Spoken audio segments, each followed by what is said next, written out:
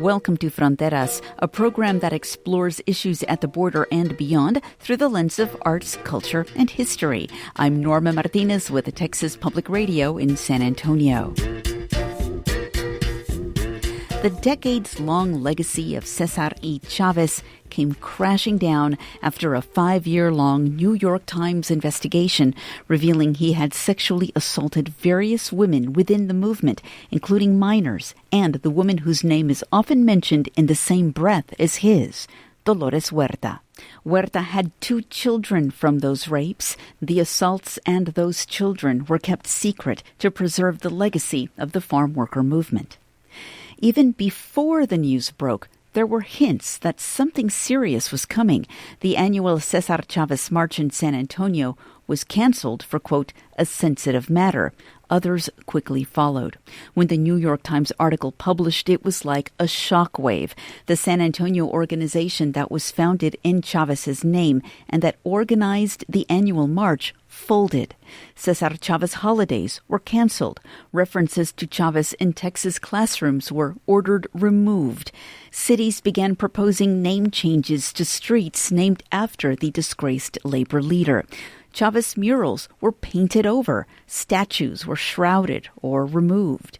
This rapid scrubbing of a legacy has historical repercussions. Sehila Mota Casper is Executive Director of Latinos in Heritage Conservation, the only national organization focused on increasing Latino representation in historic preservation. Mota Casper tells us she's faced difficult questions about addressing the legacies of César Chávez and Dolores Huerta with the eyes of a historian. I think for many of us that have our entire lives looked up to these individuals, both equally. For me, I fell in love with Dolores Huerta over the last 20 years when I started doing a lot of research on my own and expanding what I thought I knew about the farm worker movement. And she just rose to the top for me as being a Chicana warrior and this individual that was just fighting so hard for other people's rights, and so inspiring how she was such a public figure in the farm worker movement, yet so hidden at the same time. She did so much of the policy work and meeting with a lot of elected officials in DC, with the Kennedys and such. But it wasn't until recently that we really started to see her become a public figure and a known leader within, the American eyes.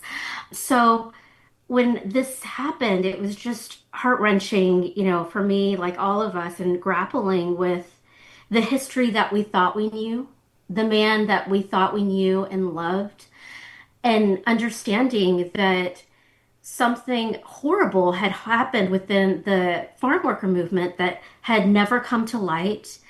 And the very person that was sharing this information was César Chávez's right-hand person, Dolores Huerta. And for me, having that hit so hard and so upfront when you have such a historical icon that is still living and shared their story really made me stop and question the way that we look at history and how heartbreaking and how sad and tragic it was to hear about these women's experience in the fields. And yet how grateful I am that Dolores during her lifetime shared her story with us so that it wasn't hidden in the archives or wasn't hidden, with her and taken to her grave. It was something really hard for her, and how it was that she was changing history and that story in real time, and how myself as a historian, I had a hard time with that. But as a preservationist, I really had to stop and question, what stories are we going to preserve? If this story shifts, and it has shifted significantly, how can we stop and truly come to a reckoning with this and deliver a true and ethical history rather than a glossed over history? Oh, right. I think it can easily be argued that the farm worker movement would not have succeeded without César Chávez. But as you mentioned, Dolores Huerta was very much an equal partner. But again, going back to those times and even to some point to today as well, Dolores Huerta was a woman. And these victims of César Chávez were women. And in that time, women were not taken as seriously as men. And if they were to have spoken out and made accusations, it would have reflected badly on them as individuals. And they, I believe, if I remember from reading the article, some of the women, when they approached other people to talk about what had happened to them, what Chavez had done to them, they were told to keep a lid on it because we don't want to risk the movement, because it could put the future of the movement at risk. And when you read about why Dolores Huerta waited until this article came out, I think she turns 96 this month, just because she didn't want to endanger the movement. So again, you're trying to preserve that history and that legacy while you're also on this very delicate balance of, how do I preserve my integrity and my humanity? Can you talk a little bit about how you interpret all of that? Absolutely. Following this news, there were a few interviews that Dolores gave where she talked about this. And there was one that came out with John Quinones. It was on ABC. And she speaks on, during that time, how it was such a delicate political time and how everything was so anti-Mexicano, anti-Chicano.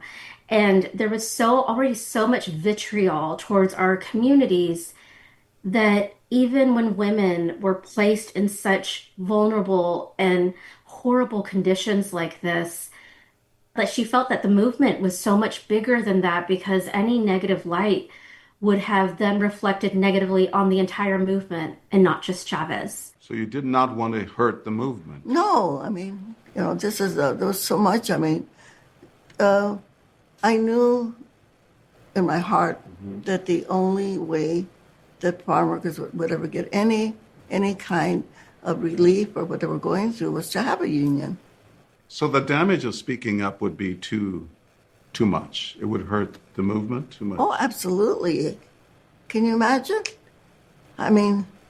Because the movement was built by hundreds of volunteers that came in. And even, convincing the farm workers themselves that they had the power to build their own organization. It was very, very hard. I think that was also a really big learning lesson for me, in that as historians and preservationists, we often look back and think on various types of movements, think about various civil rights movements. We think about women's rights movements and things like that. And how it is that over time, these stories begin to evolve and expand.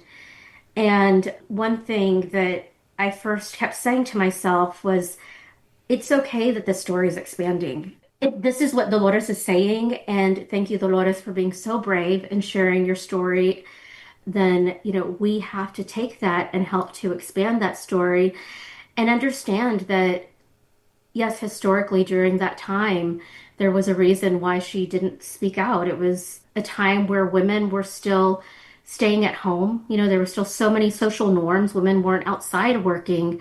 And so Dolores, even being a working woman or being a woman speaking with men, being the only woman at the table, that alone was breaking so many social norms during that time period. So I think, it's hard not to understand the pressures that she had without having that historical context, because it was because of Dolores and her being at that table, being able to speak out, that women like myself, a first-gen Latina can then go, and visit the White House or speak with elected officials and know that it's okay. She was breaking barriers then. And so had she have come forward, given that historical context and the vitriol and just the abuse at various costs that Latinos, were taking on just for being brown or not speaking English, that could have harmed their movement. And that's how deep she regarded the movement over herself and sacrificed her own story over a broader story. Sehila Mota Casper is a historian and historic preservationist. She's the executive director of Latinos in Heritage Conservation. When we come back, placing the burden of history on one figure can be dangerous, especially when that person's reputation is irreversibly, unforgivably tarnished. César Chávez is a part of this much broader history. And that is the risk that we take in really elevating, a hero status as historians or community. Our conversation continues next on Fronteras.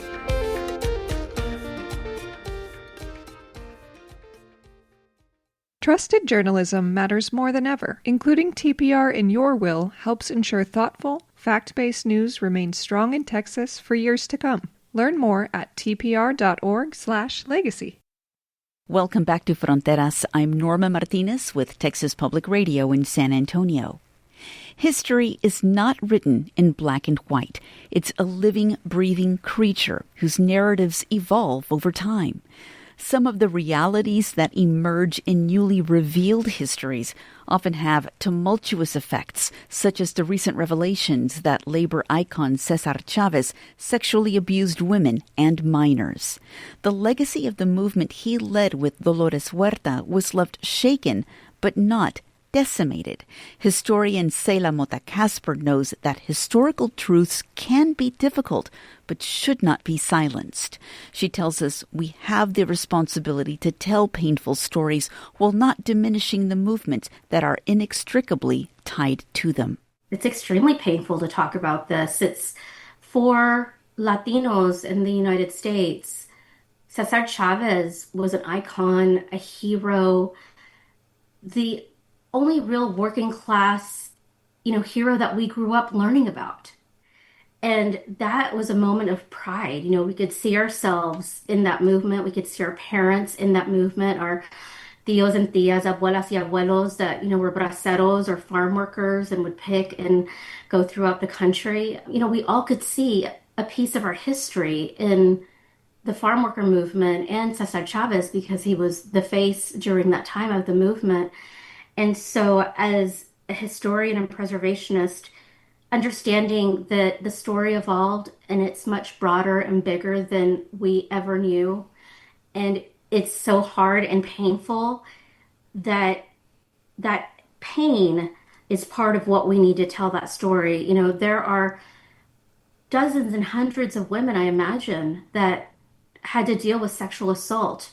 And so there's so much yet that the story has yet to reveal, and it will over time and decades to come, and that will be the responsibility of historians like myself and others to hold it with integrity, to be truthful to it, and to continue digging and understand that history is ever evolving. We never know the full story, and that is part of the beauty about history, is that stories begin to unfold the more and more that we begin to research, and it really is central to the work that we do at Latinos and Heritage Conservation, because if we just took history at face value, well, then there would have been no Chicano movement, no farm worker movement. But we know that's not true. We know as Latino historians that it is our responsibility to continue telling those stories over and over and over.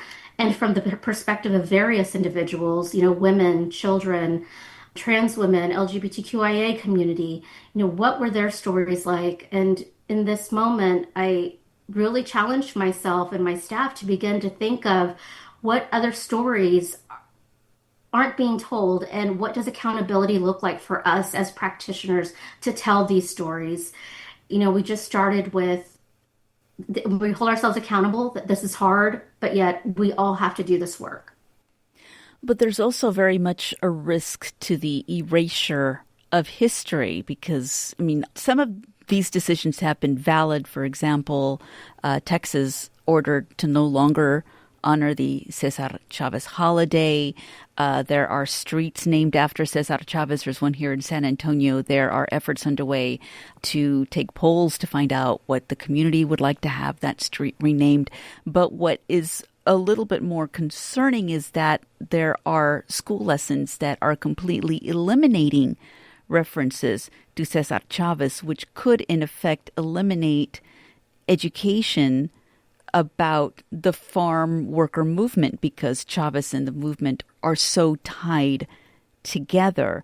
Can you talk a little bit about maybe just this risk to this erasure of history because of this scandal? Absolutely. I think it's important for us just to remember that César Chávez is a part of this much broader history. And that is the risk that we take in really elevating, a hero status as historians or community. We really begin to centralize one movement that was made up of tens of thousands of people, including women, including children, including, the families that supported them. And to focus on that one person is a very dangerous thing. And we're seeing that unfold before us. Like you said, it's such a rapid rate that this is happening. I just encourage us to stop and pause and truly think about this and think about what it is that we are asking, of our communities. And I'm so glad to hear that San Antonio is allowing community voice to lead that conversation. It's what I believe should happen. I think each community will have to heal on its own and process this within their own time and create a solution that's best for them. What I don't want is that we lose sight of the farm worker movement and the communities who built it. That history happened. We can't erase that history. So if you don't want to talk about Chavez and fully use him as this hero icon that we thought he was, that's okay. But let's not forget about the tens and thousands of people that were standing behind him doing this work. Or even, Dolores's contributions and all of the women that she worked with as well doing this work. We can't lose sight that this was a broader movement and it's grounded in the truth. And that truth is what helped shape the lives of this labor, history that we know of today. And it's a really big moment within the American movement and civil rights movement. This was a big movement for Latinos throughout the entire country, and to not teach it or to take it out fully would be a detriment to our educational system. Well, I'm curious, Latinos in Heritage Conservation has an Endangered Latinx Places program, and I'm curious how this might be impacting some of those places, because I know that you occasionally will select murals or sites that may have relationships to the farm worker program or even to braceros. I'm wondering if any of these sites have been impacted by this very quick rebuffal of César Chávez's legacy. Are murals that may have been selected by y'all being painted over? Or, how are you approaching sort of this with some very historic sites like La Paz in California, which was Chávez's home and the headquarters for the United Farm Workers movement? Yeah, we're just taking it with a lot of care and precaution and taking it slowly. We do have some murals that we have worked with that do have Chavez on the mural. The communities themselves have yet to paint over them. And if they do, then we will honor that and move alongside of them and support the work that the community wants done. And so right now we have not taken any of these sites off of our list. We don't want to have one specifically that is Chavez centered. We do have a site that is thankfully more broader than that, where we talk about the farm worker movement and we center it on braceros. There was another site that we included in our endangered Latinx landmarks last year, also in Colorado, that was a housing unit for farm workers there in rural Colorado. And in that story, we centered on the farm worker movement as well. It really speaks to the ethos and the way that we work in telling a community-centered story to democratize storytelling and history. It's not the way that we work in focusing solely on one person. We rather focus on a holistic experience of comunidad. And so we're in a unique situation that way. But for the sites like La Paz, there's a lot of conversations around that, what is to be done. We at LHC are advocating for keeping it a national historical landmark and a national monument, and to honor the farm workers and the dozens and dozens of years of work that led up to that moment. I remember early on, I did question why it was being called, specifically after Chavez, and we weren't recognizing Dolores Huerta, and there was talks around, us eventually getting to that. But I think that it's a really big learning lesson for us as historians and preservationists, and how it is that we name things and we honor and we commemorate, especially regarding a movement. And it's something that I keep going back to myself and continue to remind all of us of, is when we speak about movements, we're speaking about hundreds of people that made that happen at various levels of stakeholders that made this happen. And we cannot focus on one person, because a movement is not made on one person. It's made from hundreds. Well, thank you, Sehila Mota Casper, for talking to us on Fronteras today. Thank you, Norma. It's a pleasure. Sehila Mota Casper is a historian and historic preservationist. She's executive director of Latinos in Heritage Conservation. We've been talking about how to talk about César Chávez in light of recent accusations that he sexually assaulted women and minors in the farm worker movement. Fronteras editors are Dan Katz and Yvette Benavides. Charanga Cakewalk composed our theme music. Hear past episodes at tpr.org and on the Fronteras podcast. I'm Norma Martinez with Texas Public Radio in San Antonio. Thanks for listening.